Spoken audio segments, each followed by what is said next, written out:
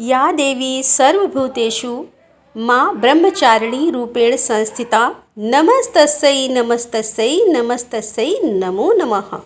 ओम दुम दुर्गाय नमः। दोस्तों, आज गुप्त नवरात्रि का दूसरा दिन है और नवरात्रि के दूसरे दिन माँ भगवती दुर्गा के दूसरे स्वरूप माँ ब्रह्मचारिणी की पूजा की जाती है और 10 महाविद्याओं में से माँ तारा देवी की पूजा की जाती है नवरात्रि के दूसरे दिन।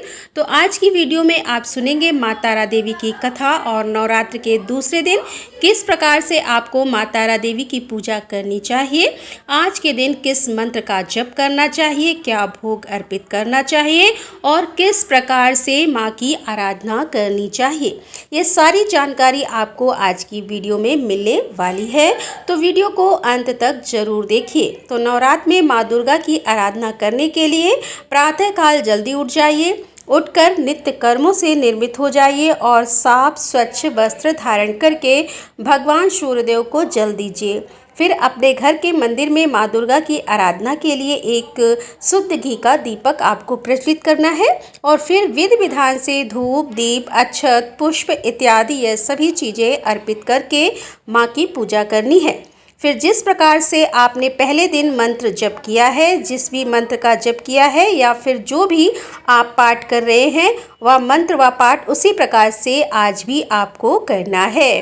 पूजा पूर्ण करने के बाद कपूर जलाकर और उसमें लौंग डालकर माँ की आरती कर लीजिए और आरती आप चाहें तो शुद्ध घी के दीपक से भी कर सकते हैं। उसके बाद माँ से क्षमा प्रार्थना कर लीजिए और अपनी पूजा माँ दुर्गा को ही समर्पित कर दीजिए। अब जैसे कि आपका व्रत है तो सुबह की पूजा करने के बाद आप फलाहार कर सकते हैं और अगर आपने व्रत नहीं रखा है तो सुबह की पूजा करने के बाद आप चाहें तो शुद्ध और सात्विक भोजन कर सकते हैं, ठीक है। और फिर शाम के समय भी इसी प्रकार से धूप, दीप इत्यादि अर्पित करके माँ की आराधना की जाती है। सुबह और शाम दोनों समय आपको माँ की आरती करनी है और दोनों ही समय अपनी इच्छा के अनुसार, अपनी सुविधा के अनुसार और जो भी आपके पास उपलब्ध, अपनी उपलब्धता के अनुसार माँ को भोग अवश्य अर्पित करना है, यह आपको ध्यान रखना है। और अब आप सुनेंगे माँ तारा देवी की कथा और पूजा विधि। गुप्त नवरात्रि के दूसरे दिन महाविद्या तारा देवी की पूजा की जाती है। माँ तारा देवी को शमशान की देवी कहा जाता है। इसके साथ ही यह भी माना जाता है कि माँ तारा देवी मुक्ति देने वाली देवी है। बौद्ध धर्म में भी माँ तारा की पूजा अर्चना को बहुत महत्व दिया जाता है। मानता है कि भगवान बुद्ध ने भी माँ तारा की आराधना की थी और यही नहीं, गुरु वशिष्ठ ने भी पूर्णता प्राप्त करने के लिए माँ तारा देवी की आराधना की थी। पौराणिक कथाओं के अनुसार माँ तारा देवी की उत्पत्ति उस समय हुई थी जब समुद्र मंथन से विष निकला था तो उसे भगवान शिव ने ग्रहण किया। अब विष ग्रहण करने के बाद भगवान शिव के शरीर में अत्यधिक जलन और पीड़ा होने लगी थी। भगवान शिव को पीड़ा से मुक्त करने के लिए माँ काली ने दूसरा रूप धारण किया और भगवान शिव को स्तनपान कराया, जिसके बाद उनके शरीर की जलन शांत हुई थी। तारा देवी माँ काली का ही दूसरा स्वरूप मानी जाती हैं। माँ तारा देवी की उत्पत्ति से जुड़ी एक पौराणिक कथा प्रचलित है। माँ तारा देवी का जन्म मेरू पर्वत के पश्चिम भाग में चोलना नदी के किनारे पर हुआ था। हयग्रीवा नाम के एक दैत्य का वध करने हेतु महाकाली ने नील वर्ण धारण किया था।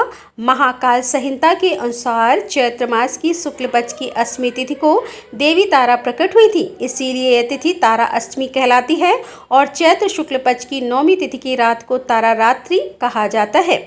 ऐसी मानता है कि भगवान शिव जी ने माँ पार्वती देवी को बताया कि आदिकाल में आपने भयंकर मुख वाले रावण का विनाश किया, तब से आपका यह स्वरूप तारा नाम से जाना जाता है। उस समय सभी देवताओं ने आपकी स्तुति की थी। आप अपने हाथों में खड़ग, नरमुंड, वार तथा अभय मुद्रा धारण की हुई थी और मुख से चंचल जिह्वा बाहर करके अपने भयंकर रूप धारण किया। तब आपका यह विकराल रूप देखकर सभी देवता भयभीत होकर काँप रहे थे। आपके विकराल भयंकर रुद्र रूप को देखकर शांत करने के लिए ब्रह्मा जी आपके पास गए थे। रावण वध के समय आप अपने रौद्र रूप के कारण नग्न हो गई थी तथा स्वयं ब्रह्मा जी ने आपकी लज्जा निवारण हेतु आपको व्याघ्र चर्म प्रदान किया था। इसी रूप में देवी लंबोदी के नाम से आप विख्यात हुई थी। तारा रहस्य तंत्र के अनुसार भगवान राम निमित्त मात्र ही थे। वास्तव में भगवान राम की विंध्यवशक शक्ति देवी तारा ही थी, जिन्होंने लंकापति रावण का वध किया था। शास्त्रों में बताया गया है कि भगवान शिव और महापंडित रावण ने भी माँ तारा की उपासना की थी। मान्यताओं के अनुसार जिसका उद्धार भगवान शिव भी नहीं कर पाते हैं, माँ तारा उनका भी उद्धार करती है। जिस जगह पर भगवान आनंद भैरव ने गुरु वशिष्ठ जी को माँ तारा का उपदेश प्रदान किया था, वह जगह आज के समय में भी तारापीठ के नाम से मशहूर है। माँ तारा की साधना एक विशेष प्रकार से की जाती है, जिसमें कोई विशेष नियम नहीं होता, परंतु अगर कोई मनुष्य पूरी श्रद्धा के साथ माँ तारा की पूजा करता है तो वह भक्त की पुकार अवश्य सुनती है। माँ तारा की साधना करने से धन संबंधी सभी समस्याएं दूर हो जाती हैं और साथ ही दिव्य सिद्धियां भी प्राप्त होती हैं। ऐसा माना जाता है कि माँ तारा का स्वरूप माँ काली के समान होता है। अगर कोई व्यक्ति तांत्रिक शक्तियां प्राप्त करना चाहता है तो उसे माँ तारा की विशेष साधना करनी चाहिए। माँ तारा की पूजा ज़्यादातर अघोरी, तांत्रिक और साधु करते हैं। माँ तारा के 3 रूप हैं। इनका रंग नीला है, इसीलिए इन्हें नील सरस्वती भी कहा जाता है। इसके अलावा माँ तारा को उग्रतारा के नाम से भी जाना जाता है। माँ अपना उग्र रूप धारण करके अपने भक्तों के सभी कष्टों को दूर करती है और अपने भक्तों को मोक्ष प्रदान करती है।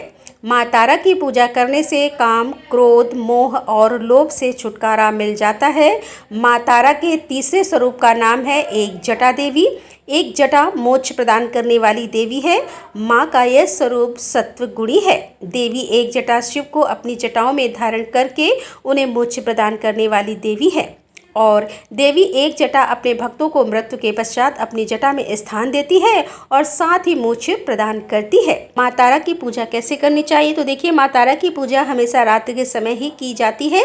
इसीलिए अगर आप माँ तारा की पूजा कर रहे हैं तो उसे हमेशा अर्धरात्रि में ही करें। माँ तारा की पूजा हमेशा एकांत कक्ष में ही की जाती है, जहाँ आपके अलावा कोई और उपस्थित ना हो। माँ तारा की पूजा करने से पहले स्नान करें। इसके पश्चात एक सफ़ेद रंग की धोती धारण करें। माँ तारा की पूजा में कभी भी सिले हुए वस्त्र नहीं पहने जाते। आप पश्चिम दिशा की ओर मुख करके बैठ जाइए, फिर पश्चिम दिशा की ओर मुख करके बैठ जाइए। फिर अपने समक्ष एक चौकी रखें और उस पर गंगा जल के छींटे देकर उसे शुद्ध कर लीजिए। अब चौकी पर गुलाबी रंग का कपड़ा बिछाइए। अब एक प्लेट में गुलाब के फूल रखें। चौकी पर तारा यंत्र की स्थापना करें। अब इस यंत्र के चारों तरफ चावल की 4 ढेरियां रखें। चावल की चारों ढेरियों पर एक एक लौंग रखी जाती है। इसके पश्चात तारा के यंत्र के सामने घी का दीपक प्रज्वलित करके और विधिवत माता तारा के मंत्रों का जप किया जाता है। मंत्र जाप करने के पश्चात श्रद्धापूर्वक माँ की कथा सुनी जाती है और फिर कथा सुनने के पश्चात माँ की आरती की जाती है। पूजा करने के पश्चात पूजा में इस्तेमाल की गई सभी सामग्री को किसी बहती हुई नदी में प्रभावित कर दिया जाता है या फिर इन सभी चीज़ों को पीपल के पेड़ के नीचे गहरा गड्ढा खोदकर दबा दिया जाता है। अब यह विधि तांत्रिकों की है, लेकिन एक सामान्य जन माँ तारा का ध्यान करके उन्हें धूप दीप अर्पित करके पूजा कर सकते हैं, क्योंकि अगर आप गृहस्थ आश्रम में हैं तो आपको तांत्रिक पूजा से बचना चाहिए। सात्विक रूप से ही 10 महाविद्याओं की आराधना हम कर लेते हैं। इसी से माँ की कृपा हमें प्राप्त हो जाती है। और अगर आप माँ तारा की साधना करना चाहते हैं तो इसके लिए आपके पास गुरु होना अत्यंत आवश्यक है। और नवरात्र के दूसरे दिन माँ भगवती दुर्गा के दूसरे स्वरूप माँ ब्रह्मचारिणी की पूजा की जाती है। तो अब आप सुनेंगे माँ ब्रह्मचारिणी की कथा और पूजा विधि। 9 शक्ति का दूसरा स्वरूप माँ ब्रह्मचारिणी है। यहाँ ब्रह्म का अर्थ है तप से है। माँ दुर्गा का यह स्वरूप भक्तों और सिद्धों को अनंत फल देने वाला है। इनकी उपासना से तप, त्याग, बैराग, सदाचार और संयम की वृद्धि होती है। ब्रह्मचारिणी का अर्थ तप की चारिणी यानी कि तप का आचरण करने वाली देवी दुर्गा का यह स्वरूप पूर्ण ज्योतिमय और अत्यंत भव्य है। इस देवी के दाएं हाथ में जप की माला है और बाएं हाथ में यह कमंडल धारण किए है। पूर्व जन्म में इस देवी ने हिमालय के घर पर पुत्री के रूप में जन्म लिया था और नारद जी के उपदेश से भगवान शंकर को पति के रूप में प्राप्त करने के लिए घोर तपस्या की थी। इस कठिन तपस्या के कारण इन्हें तपस्चारिणी अर्थात ब्रह्मचारिणी नाम से अभिहित किया गया। 1000 वर्ष तक इन्होंने केवल फल फूल खाकर बिताए और 100 वर्षों तक केवल जमीन पर रहकर साग पर निर्वाह किया। कुछ दिनों तक कठिन उपवास रखे और खुले आकाश के नीचे वर्षा और धूप के घोर कष्ट सहे। वर्षों तक टूटे हुए बेलपत्र खाए और भगवान शंकर की आराधना करती रहीं। उसके बाद तो इन्होंने सूखे बेलपत्र खाना भी छोड़ दिया। कई हजार वर्षों तक निर्जल और निराहार रहकर तपस्या करती रही। पत्तों को खाना छोड़ देने के कारण ही इनका नाम अपर्णा पड़ गया। कठिन तपस्या के कारण देवी का शरीर एकदम क्षीण हो गया था। देवता, ऋषि, सिद्धगण, मुनि सभी ने देवी की तपस्या को अभूतपूर्व पुण्य कृत्य बताया, सराहना की और कहा कि हे देवी, आज तक किसी ने इस तरह की घोर तपस्या नहीं की है। यह तुम्ही से ही संभव थी। तुम्हारी मनोकामना परिपूर्ण होगी और भगवान चंद्रमौली शिव जी तुम्हें पति के रूप में प्राप्त होंगे। अब तपस्या छोड़कर घर लौट जाओ, जल्दी ही तुम्हारे पिता तुम्हें बुलाने आ रहे हैं। इस देवी की कथा का सार यह है कि जीवन के कठिन समय में भी मन को विचलित नहीं होना चाहिए। देवी ब्रह्मचारिणी की आराधना से अनंत फल की प्राप्ति होती है। तप, त्याग, वैराग, सदाचार, संयम जैसे गुणों की वृद्धि होती है। जीवन के कठिन संघर्षों में भी व्यक्ति अपने कर्तव्य पद से विचलित नहीं होता। माँ ब्रह्मचारिणी देवी की कृपा से उसे सर्वसिद्ध और विजय की प्राप्ति होती है। लालसा से मुक्ति के लिए माँ ब्रह्मचारिणी का ध्यान अवश्य लगाना चाहिए। माँ ब्रह्मचारिणी को साक्षात ब्रह्मा का स्वरूप माना गया है। देवी ब्रह्मचारिणी भगवती दुर्गा, शिव स्वरूपा, गणेश जननी, नारायणी, विष्णु माया तथा पूर्ण ब्रह्मा स्वरूपिणी के नाम से भी जानी जाती है। माँ ब्रह्मचारिणी की पूजा पूर्ण रूप से शास्त्रीय विधि के अनुसार करने से हर प्रकार की कामना पूर्ण होती है। तो प्रातःकाल जल्दी उठ जाइए, उठकर नित्य कर्मों से निर्मित होकर स्नान कर लीजिए। आज के दिन माँ का प्रिय रंग होता है पीला और सफ़ेद रंग। इन्हीं रंगों के वस्त्र धारण करके माँ की आराधना करनी चाहिए। तो सुबह जल्दी उठकर स्नान करें, पीले या फिर सफ़ेद रंग के वस्त्र धारण करें। फिर सबसे पहले भगवान सूर्यदेव को जल देना चाहिए। उसके बाद अपने घर के मंदिर में आकर विधि विधान से माँ दुर्गा की पूजा करें। माता का ध्यान करके उनका आवाहन करें। उनकी पूजा करने से पहले उनका अभिषेक करना चाहिए।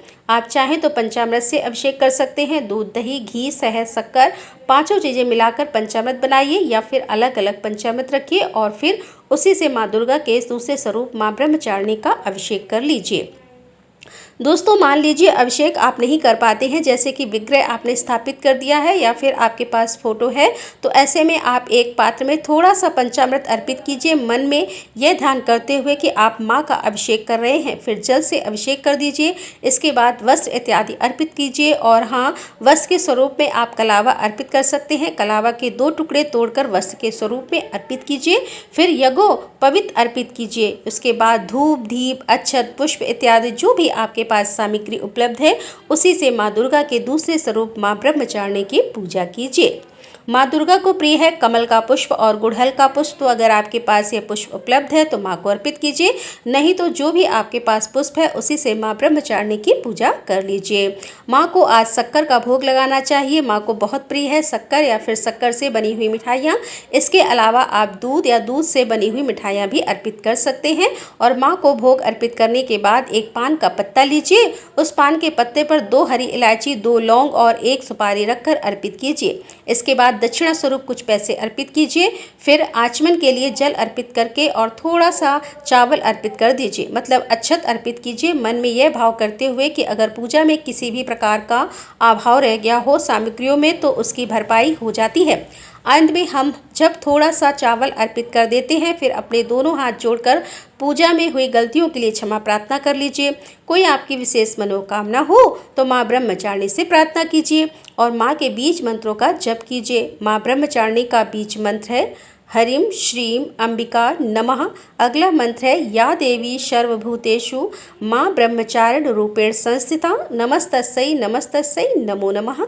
इन मंत्रों का उच्चारण करके माँ की पूजा कर सकते हैं। तो माँ ब्रह्मचारिणी की पूजा के बाद उनके मंत्रों का जप अवश्य करना चाहिए, 11 बार या 21 बार, या फिर अगर आपके पास समय हो तो 108 बार बीज मंत्र का जप कर लीजिए। इसके बाद आप चाहें तो दुर्गा सप्तशती का पाठ अगर आप कर रहे हैं तो वह कर सकते हैं। नहीं तो कोई भी मंत्र अगर आप जप रहे हैं नवरात्रि में तो उस मंत्र का जप कर सकते हैं। और फिर माँ ब्रह्मचारिणी की कथा सुनिए। कथा आप सुबह भी सुन सकते हैं, चाहे तो शाम को भी सुन सकते हैं या फिर सुबह और शाम दोनों समय भी सुन सकते हैं, जैसा भी आपके पास समय की सुविधा उपलब्ध हो। और पूजा पूर्ण होने के बाद माँ की आरती कर लीजिए। लौंग और कपूर से या फिर शुद्ध घी के दीपक से भी आप माँ की आरती कर सकते हैं।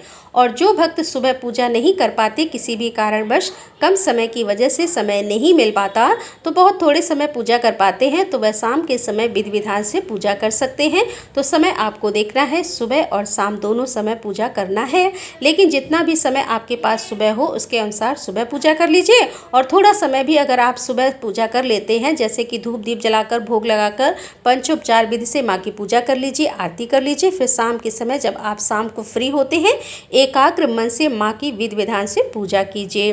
फिर इस समय आप मंत्रों का जप कर सकते हैं, जितना भी आपके पास समय हो। जो भी आप मंत्र जपना चाहते हैं, सप्तशती का पाठ करना चाहते हैं या फिर कोई भी मंत्र जपना चाहते हैं। बहुत से भक्तों के प्रश्न आते हैं कि क्या दुर्गा सप्तशती का पाठ हम शाम के समय कर सकते हैं? तो जी हाँ, बिल्कुल कर सकते हैं। शाम के समय भी दुर्गा सप्तशती का पाठ आप कर सकते हैं। लेकिन हाँ, एक चीज़ का आपको ध्यान रखना है कि शाम की पूजा से पहले स्नान करके शुद्ध हो जाइए, तभी माँ की पूजा आराधना कीजिए। और अगर आप स्नान नहीं भी कर पाते हैं तो हाथ पाँव धोकर वस्त्र अवश्य बदल लीजिए, क्योंकि माँ की पूजा में शुद्धता अत्यंत आवश्यक है। तो बिल्कुल शुद्ध होकर शांत मन से एकाग्रचित से माँ की पूजा आराधना करके मंत्रों का जप कीजिए। फिर आप जो भी उपाय करते हैं, जो भी आप पूजा करते हैं, जिस भी मनोकामना से निमित्त माँ दुर्गा से अवश्य पूर्ण करती है। तो दोस्तों, यह थी आज की वीडियो। उम्मीद करती हूँ आपके लिए उपयोगी होगी। अच्छी लगी हो तो वीडियो को लाइक जरूर कीजिए और हाँ, वीडियो को ज़्यादा से ज़्यादा शेयर कीजिए। चैनल पर पहली बार आए हैं, अगर अभी तक आपने चैनल को सब्सक्राइब नहीं किया है, तो आज की वीडियो अगर आपको अच्छी लगे तो चैनल को सब्सक्राइब करके बेल आइकन को जरूर प्रेस कर लीजिए। इससे यह होगा कि इस चैनल पर जो भी नई वीडियो अपलोड होगी उनकी नोटिफिकेशन आपको सही समय पर प्राप्त होगी। तो मिलती हूँ मैं आपसे अगली वीडियो में। तब तक के लिए राधे राधे, जय श्री कृष्णा, हर हर महादेव, जय भोलेनाथ की।